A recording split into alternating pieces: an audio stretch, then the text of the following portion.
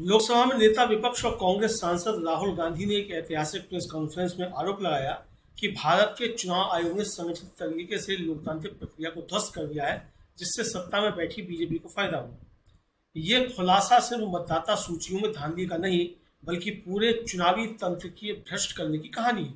इस वीडियो में प्रोफेसर जगदीश्वर चतुर्वेदी बात कर रहे हैं कि राहुल गांधी के कॉन्फ्रेंस के मुख्य बिंदु क्या थे, चुनाव आयोग की भूमिका और धांधली के आरोप क्या है, आरएसएस के 100 साल के लोकतंत्र विरोधी एजेंडे पर चर्चा और क्यों विपक्ष को जन आंदोलन की जरूरत है। लोकतंत्र को बचाने के लिए सच जानना जरूरी है। वीडियो पूरा देखें और अपने विचार कमेंट बॉक्स में साझा करें। और अगर ये वीडियो आपको पसंद आया हो तो इसको ज़्यादा से ज़्यादा लाइक और शेयर करें और हाइप भी करें।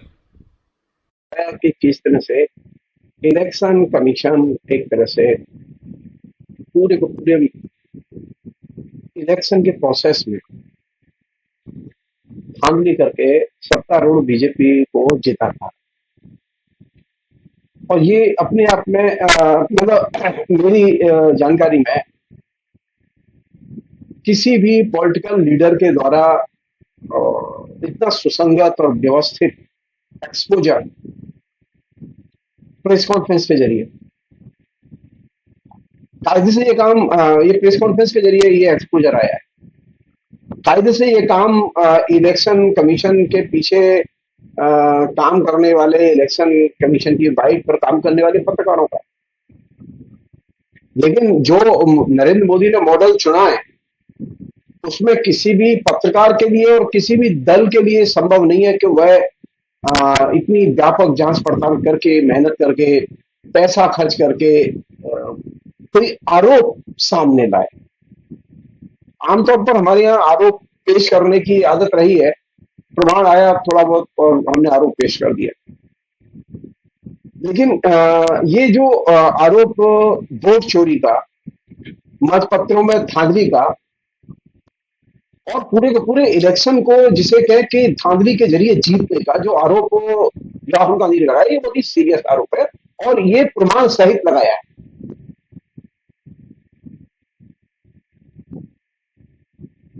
और जो क्राइसिस पूरी की पूरी इलेक्शन प्रक्रिया में फैला दिया गया है, उसको उन्होंने बहुत अच्छे ढंग से एक्सपोज किया है। नरेंद्र मोदी ने पूरी की पूरी चुनावी प्रक्रिया को कुछ इस तरह से सजाया है। मैं चुनाव आयोग को इसके लिए दोषी कम मानता हूं, नरेंद्र मोदी को दोषी ज्यादा मानता हूं, क्योंकि नरेंद्र मोदी इस पूरे के पूरे षड्यंत्र का एक बहुत महत्वपूर्ण एलिमेंट है। क्योंकि चुनाव आयोग को और चुनावी प्रक्रिया को करप्ट करके अगर किसी को लाभ होना है तो वो नरेंद्र मोदी को होना, और नरेंद्र मोदी के इशारे पर ही ये पूरी की पूरी चुनाव प्रक्रिया भ्रष्ट की गई।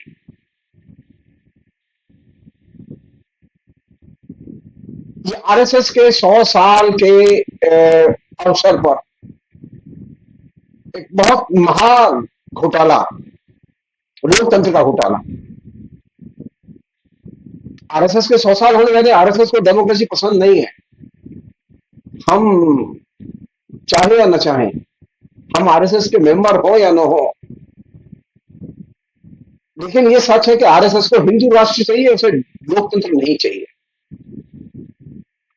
और यही वजह है कि नरेंद्र मोदी के इस बार शासन में आने के बाद, 2014 में शासन में आने के बाद, आरएसएस की पहली बड़ी चुनौती थी, जिसको विभिन्न किस्म के डेमोक्रेटिक पाखंड के जरिए ढकने की कोशिश की गई। आप याद कीजिए वो दिन जिस दिन के नरेंद्र मोदी संसद की सीढ़ियों को प्रणाम करते हुए घुसे, वही नरेंद्र मोदी आरएसएस के एजेंडे पर खुल के खेल रहे हैं। आरएसएस का एजेंडा हिंदू मुसलमान तो ये गौड़ एजेंडा है, प्रधान एजेंडा है डेमोक्रेसी को ध्वस्त करो। आरएसएस का दंगे करना प्रधान एजेंडा नहीं है, वो फिर मैं कह रहा हूं सेकेंडरी एजेंडा है। असल एजेंडा है डेमोक्रेसी को ध्वस्त करो,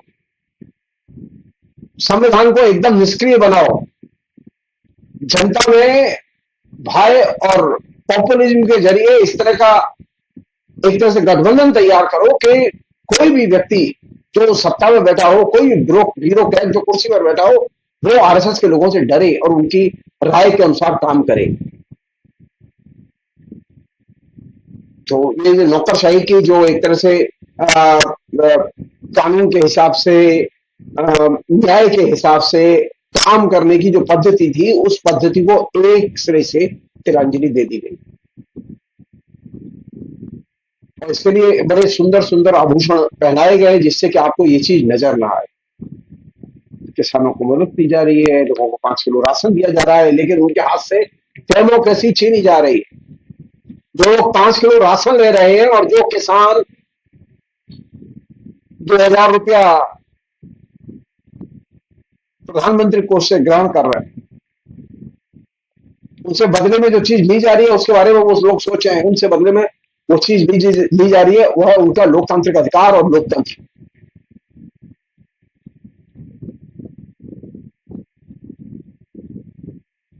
विभिन्न तरीकों से जनता को भ्रमित करना, पॉपुलर मांगों के पीछे साम दाम दंड भेद के जरिए एकजुट करना और फिर डेमोक्रेसी को ध्वस्त करना। आरएसएस के लोग जानते हैं कि वो संविधान नहीं बदल सकते, लेकिन वो ये तो कर सकते हैं ना कि वो पूरी की पूरी संवैधानिक प्रक्रिया, चुनाव प्रक्रिया, इस सबको एकदम तहस नहस कर दें। कल की राहुल गांधी की प्रेस कॉन्फ्रेंस का एक ही संदेश था कि आपके डेमोक्रेसी को ध्वस्त कर दिया गया है। अब समस्या यह है कि आप की सरकार है, इलेक्टेड गवर्नमेंट है, सो कॉल्ड। इस इलेक्टेड गवर्नमेंट के पास में जो कि वो दावे कर रही है, नीचे एकदम भ्रष्ट अधिकारी है, करप्ट अधिकारी है, करप्ट सिस्टम है, करप्ट पूरी की पूरी प्रक्रिया है जिसके जरिए ये सरकार आई। यानी भ्रष्ट प्रक्रिया, भ्रष्ट मतदाता सूचियां, भ्रष्ट अधिकारी और उसके गर्भ से निकली हुई बीजेपी और एनडीए अलायंस की भ्रष्ट सरकार। और ये कितना बड़ा उपहार आरएसएस ने हिंदुस्तान को दिया है। लोकतंत्र को अंदर से नष्ट करो। दोनों तरीके हैं, लोकतंत्र को बाहर हमले करके नष्ट करो और दूसरा है लोकतंत्र को अंदर से नष्ट करो। आरएसएस इन दोनों ही किस्म की रणनीतियों पर काम करता रहा है। बाहर से भी हमले करता रहा है डेमोक्रेसी पर और इलेक्टेड प्रतिनिधियों पर, डेमोक्रेटिक राइट्स पर और डेमोक्रेटिक राइट्स के लिए लड़ने वालों पर, और वह सिस्टम के अंदर से भी उस पर हमले करता रहा और उसे कमजोर करता रहा। तो अगर मुझसे पूछे तो पिछले 11 साल का एक बड़ा तोहफा नरेंद्र मोदी ने भारत को दिया, वो ये कि डेमोक्रेसी को उन्होंने ध्वस्त कर दिया। और कितनी जिसे कहें कि शातिराना ढंग से उसे ध्वस्त किया गया कि हमें आप किसी को भनक नहीं लगी। आप कल्पना कीजिए कि अगर राहुल गांधी ये मेहनत न करते, कांग्रेस के लोग ये मेहनत न करते जो उन्होंने कल की, जो हमारे सामने आई, हमें पता ही नहीं चलता कि इलेक्शन में कितनी बड़ी धांधली और किस स्केल की धांधली हो रही है।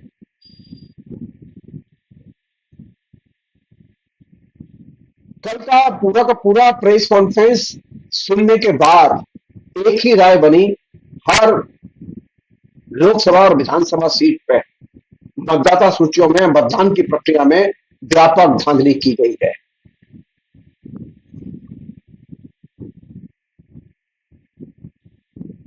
इसका कोई इलाज नहीं है। एकमात्र इलाज है जन आंदोलन। ये कानूनी लड़ाई का मसला नहीं है। ये कानूनी लड़ाई तो वहां लड़ी जाती है जहां कानून सुने। यहां तो अदालतें हमारी सुनने के लिए तैयार नहीं है। अदालत में केस जाने का मतलब है कि अब वो केस कम से कम 30 साल 25 साल चलता रहेगा और नरेंद्र मोदी प्रधानमंत्री बने रहेंगे। कल राहुल गांधी ने इतनी शानदार प्रेस कॉन्फ्रेंस की, इतना बड़ा घोटाला एक्सपोज किया, और मैं आज सुबह से वेबसाइट सर्च कर रहा हूं विभिन्न पत्र पत्रिकाओं की। आज ही ये खबर 2 कोच के विभिन्न वेबसाइट से हटा दी गई है। वहां मतलब एक से एक रद्दी खबर उपलब्ध है, 15 दिन पुरानी, 20 दिन पुरानी, 1 महीने पुरानी, लेकिन जो सबसे महत्वपूर्ण राजनीतिक खबर है उसको एकदम साफ कर दिया गया है या एकदम अंदर डाल दिया गया है। राहुल गांधी के इस एक्सपोजर का एक पहलू तो वह है जो कि राहुल गांधी ने कल रखा। दूसरा पहलू जो मैं सजेस्ट करना चाहता हूं वो ये कि इससे रिलेटेड जो सामग्री है उसके पर्चे बना के पूरे देश में बांटे जाने चाहिए। हर शहर में पर्चे घर घर बांटे जाने चाहिए। और पहले स्टेप के तौर पर पूरे के पूरे चुनाव आयोग को घेरने के साथ साथ सरकार पर दबाव बनाने के लिए पॉलिटिकल प्रोटेस्ट तेज किए जाने चाहिए।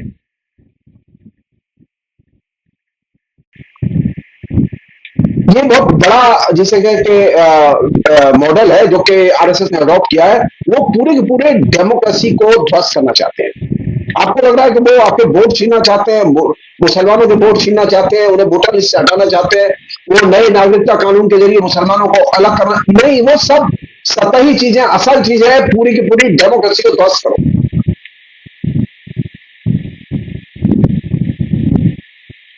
नरेंद्र मोदी को आभास था कि राहुल गांधी कुछ ऐसा लाएंगे, इसलिए आप देखेंगे कि नरेंद्र मोदी वो चालाक है।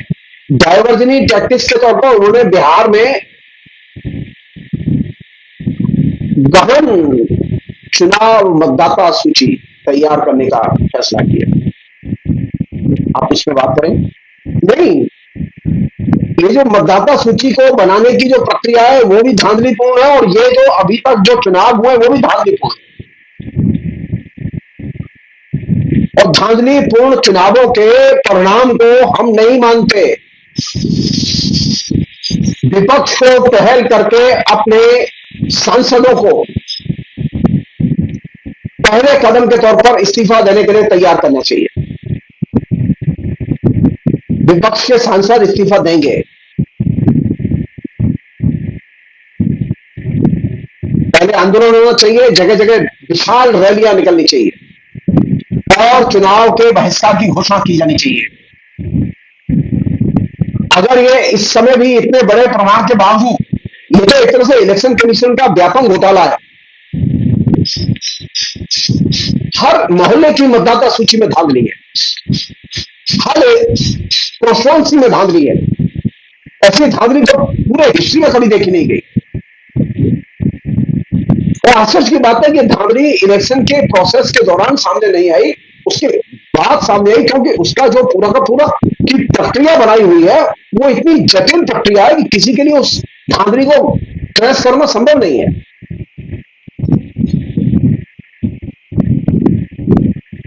पहली मांग होनी चाहिए कि इस धांधली में शामिल अधिकारियों को तुरंत गिरफ्तार किया जाना चाहिए।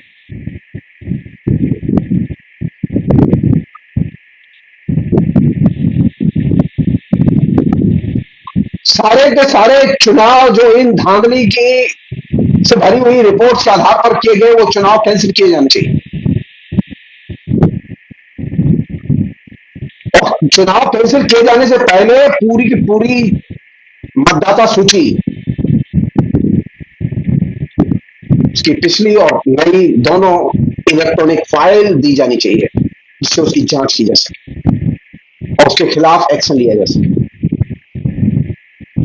इलेक्शन कमीशन इतने बड़े स्केल पर धांधली करके केंद्र की सरकार बनाएगा और वो प्रमाण नहीं देगा, वो खाली परिणाम बताएगा।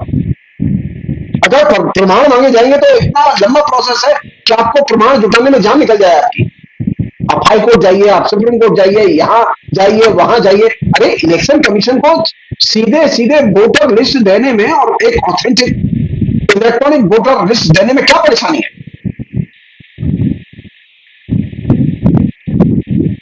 इसका मतलब है कि पूरी दाल काली है। दाल में कुछ काला नहीं है, पूरी दाल काली।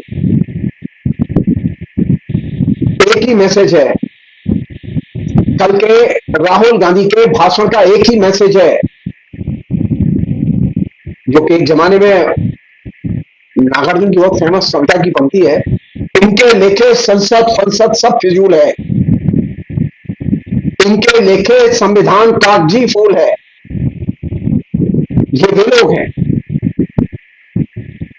जो संसद को, संविधान को और पूरी की पूरी संसदीय प्रक्रिया को, चुनाव की प्रक्रिया को करप्शन के हवाले कर दिया।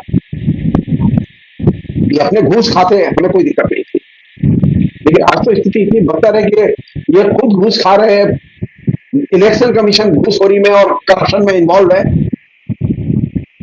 बिना ये करप्शन क्या है? ये पैसे लेना ही सिर्फ करप्शन नहीं होता, वोटर लिस्ट में की गई धांधली भी करप्शन का हिस्सा है। और आश्चर्य की बात है, कल से ही आज तक हम देखना चाहते हैं सुप्रीम कोर्ट इसे संज्ञान में लेता है कि नहीं लेता।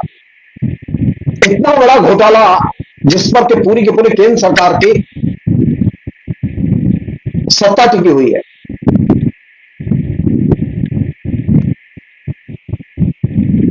एक ही संदेश है,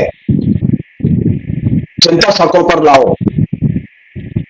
जिस जनता को पालतू जनता बनाने की कोशिशें पिछले 11 साल से होती नहीं है, उस जनता को सड़कों पर उतारो।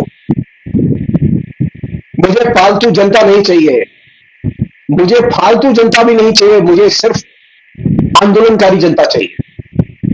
मुझे वह जनता चाहिए जो कि संविधान के लिए और लोकतंत्र के लिए लड़े और मरे, कुर्बानियां दे। नरेंद्र मोदी ने डेवलपमेंट के नाम पर सबसे बड़ा हमला डेमोक्रेसी पर बोला है। पूरी की पूरी चुनावी प्रक्रिया को भ्रष्ट करके रख दिया है। हम लोग सोच रहे थे कभी कहीं कोई डील होती है तो उसमें घूस खाते होंगे, लेकिन नहीं, ये सिर्फ डील में ही घूस नहीं खाते, ये डील में ही करप्शन इनके नहीं है, बल्कि इनकी पूरी की पूरी इलेक्शन प्रक्रिया में ये जहां जो काम करते हैं उस सारे काम में करप्शन का इतना मतलब विस्तृत फलक पहली बार भारत के इतिहास में पहली बार उद्घाटित करने के लिए राहुल गांधी को हमेशा याद किया जाएगा। तो राहुल गांधी को इसलिए याद किया जाएगा कि उसने जो संविधान और पूरी की पूरी लोकतांत्रिक प्रक्रिया मैनिपुलेट की गई, ध्वस्त कर दी गई, उसके अपराधियों को उसने उजागर किया। अब जरूरत है इस बात की कि आप सब लोग समझें इस बात को। अगर अभी नहीं समझे आप तो आप तय मानिए, नरेंद्र मोदी आपके तन के कपड़े उतरवा लेगा। आपका व्यापार, आपके कल कारखाने सब भरे रह जाएंगे। क्यों? क्योंकि नरेंद्र मोदी को डिक्टेटरशिप पसंद है, स्वतंत्रता पसंद नहीं है। नरेंद्र मोदी को डिक्टेटरशिप पसंद है, स्वतंत्रता पसंद नहीं है। और यह जो चीज नरेंद्र मोदी को पसंद नहीं है वो आरएसएस को कैसे नापसंद हो सकती है? इसलिए जो लोग आरएसएस से नरेंद्र मोदी को अलग करके देखते हैं, आरएसएस के लोग अपने को अलग करके पेश करते हैं, वो गलतफहमी आपको दिमाग से निकालनी होगी। नरेंद्र मोदी जो भी काम कर रहे हैं वो आरएसएस के लक्ष्य के अनुरूप काम कर रहे हैं। आरएसएस का बुनियादी लक्ष्य है लोकतंत्र को कैसे नष्ट किया जाए और लोकतंत्र को खत्म किया जाए। और लोकतंत्र की जगह आरएसएस का तंत्र, जिस पर सब चीज सिफारिश से होती है। आरएसएस का तंत्र जिसमें सब चीज इशारे से होती है। आरएसएस का तंत्र जिसमें डेमोक्रेसी के लिए कोई जगह नहीं है। और यही वो जगह है जहां पर आपको चुनौती देनी है। इलेक्शन कमीशन ने जो धांधली की है, ये धांधली आरएसएस के आशीर्वाद के बिना संभव नहीं है। अंततः तो आरएसएस तो चुनावी धांधली के खिलाफ बोलने के लिए जाना जाता है। कितना हल्ला मचाया था इंदिरा गांधी ने चुनावों में धांधली की है, इसको लेकर। नरेंद्र मोदी अब चुनावों में धांधली पर धांधली करते जा रहे हैं। पूरी मतदाता सूची को उन्होंने विषाक्त कर दिया है, विद्रूपित कर दिया है, विकृत कर दिया है, लेकिन आरएसएस ने एक बयान नहीं दिया। आप याद कीजिए 1974 की आरएसएस को और आज की आरएसएस को, आपको वो साफ अंतर दिखाई देगा। आज आरएसएस अपने हाथ से लोकतंत्र को विकृत करने के लिए जो लोग काम कर रहे हैं उनके खिलाफ वो चुप है। इसका मतलब है कि उसकी साझेदारी है। हम तो चाहेंगे कि आरएसएस के लोग इसके खिलाफ बोले, आरएसएस के लोग खुलकर आए और राहुल गांधी का समर्थन करें। अन्यथा ये माना जाएगा कि आरएसएस का जो मूल एजेंडा है वो डेमोक्रेसी को नष्ट करना है। फिलहाल इतना ही। बहुत बहुत शुक्रिया। Thank you.